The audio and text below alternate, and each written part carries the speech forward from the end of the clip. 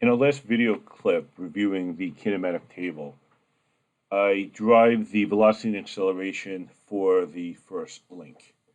Now it's time to work on the second link. So that's the link right here.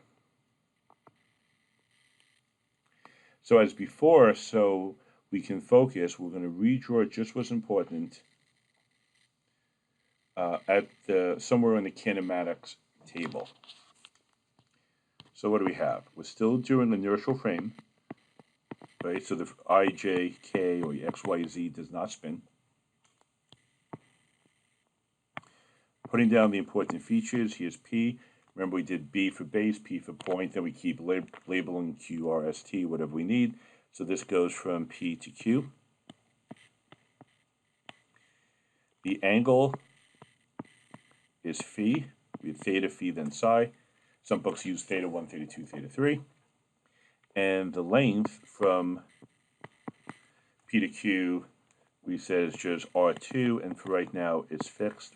Later on we'll do some review where it changes. So R2 is constant. Again, is inertial, and what that means is if here's my IJ, and let's say I'm down here now, here's P, and here's Q, I is still to the right, J is still up. Now the one change is if I'm using the standard kinematics table that I give out in class, although you have a version available that you can update it, everything has shifted. So rather than B to P, if you look at these subscripts, like this omega here is really omega sub P, alpha sub P. The RPB is now Q slash P. So I'm going to rewrite it over here. So it's R Q slash P. And then we pull it out, we make sure we put our vector sign, which is the same as displacement from P to Q. So if we change this one here is VP, right? And so on and so forth, AP, and all of them will advance. So this would be Q slash P, and so on and so forth. So what does that mean? The top three, that's still a worksheet, just to get organized. And these three, because we advance, rather than being like on the first kinematics table, the total absolute velocity at P, what would it be now? It would be Q. So all these change, hard to see, but we're just advancing one letter. This is your velocity at Q, sometimes written as velocity of Q with respect to some sort of origin. That's your total velocity. Similarly, after I change all these, we scroll up, get away from the dead part of the screen. There we go. A little bit better. Add up these 5 lines. I have the acceleration at Q, which is, or acceleration of Q with respect to some origin of the inertial frame. So that's my total acceleration if I change all those subscripts. Okay, let's go through this again. Inertial frame, fairly easy. This omega P line, this is the angular velocity of the coordinate system. The coordinate system doesn't spin, so 0 about I, 0 about J, 0 about K. Similarly, no angular acceleration. Remember, I said it's a little hard to read there, but that's alpha P as opposed to AP, angular acceleration of the coordinate system. Now I have this displacement vector, this R, Q with respect to P, or P to Q, and as before, I just draw my vector there, R from P to Q. What is it? Just like before, R2 cosine phi, R2 sine phi, and 0. Okay, so the way we read it is this RQP vector equals R2 cosine phi times I plus R2 sine phi times J plus 0 times K. The table just organizes it. What's my velocity of P? Where am I going to get that from? Right, because this link here, if I look over here, P moves based on the first link. Well, we found that from the first kinematics table.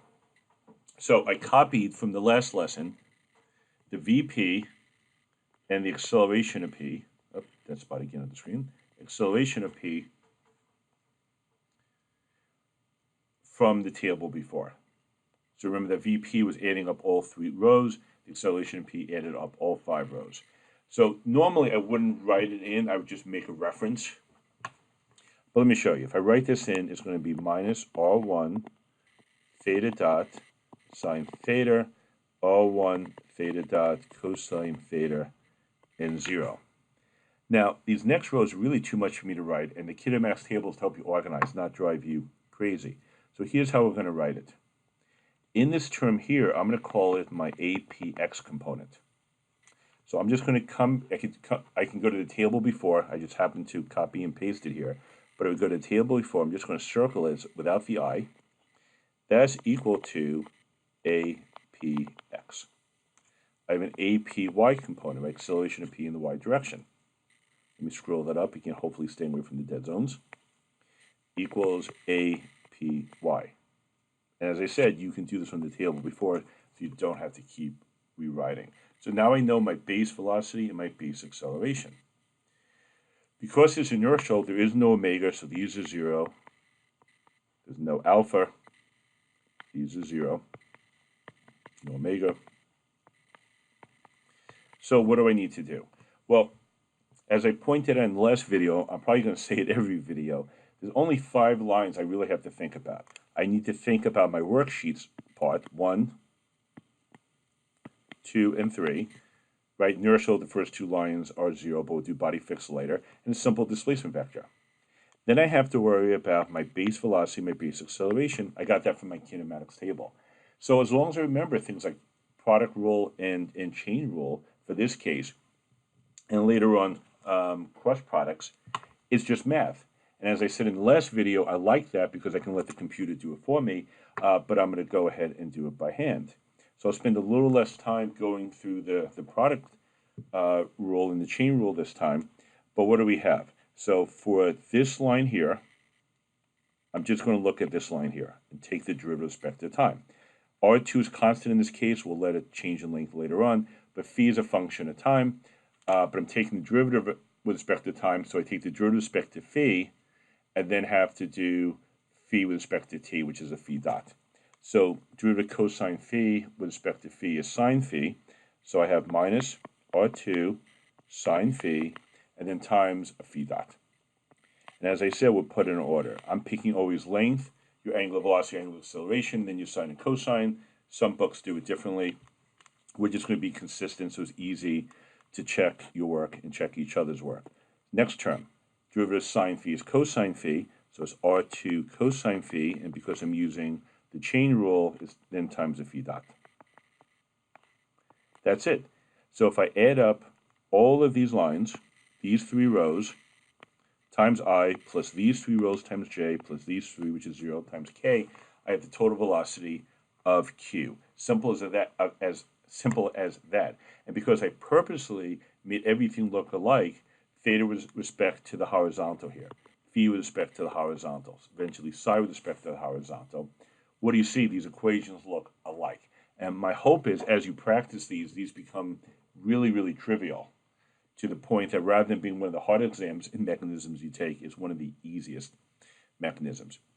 exams. All right, so how do I find this other line here? This relative acceleration. I just look at the line above, this one right here, a little bit hard there, that line right there, and I take a derivative with respect to time, and then I'm done with that. So how many terms do I have here? R2 is constant, but phi dot is a function of time, and phi is a function of time. So product rule says I'm going to get 2 terms. If R2 was not constant, I have 3 terms. So what do we have? Let's see if I can squeeze it in. Maybe not. Maybe. So if I hold sine phi constant first, minus R2 phi double dot sine phi. Now I'm going to hold phi dot constant, so I have minus R2 phi dot. You can see that there. I can't. Let's see, it's right again. There we go, phi dot. And derivative of sine phi in the chain rule becomes cosine phi, right, times phi dot. That gives me a phi dot squared. A little bit hard to see, but it's going to look just like this term right down here from before. Oh, sorry, I'm in the dead zone again. That term right down there. Right, but R1's become R2, Thetas become phi's, and so on and so forth. All right, how about this next term in the y direction? So if I hold cosine phi constant, I have R2 phi double dot cosine phi. Then I hold the phi dot constant, so cosine phi becomes minus sine phi, so minus R2, the phi dot I held constant, sine phi. And then, because the chain rule times another phi dot, so this is phi dot squared. Okay, so that's it. To get my total acceleration, I add up all these times I, all of these times j, all of these times k, that one's a 0. A little bit messy, and that becomes my full AQ. What do you think we're going to use that? We're going to use the next kinematics table for a triple pendulum, or we'll see when we do slider cranks, I have the velocity of a double pendulum, I can constrain it. And my acceleration, I can constrain, and I can get all my equations for a slider crank. So I'm going to stop there and get ready for the next video.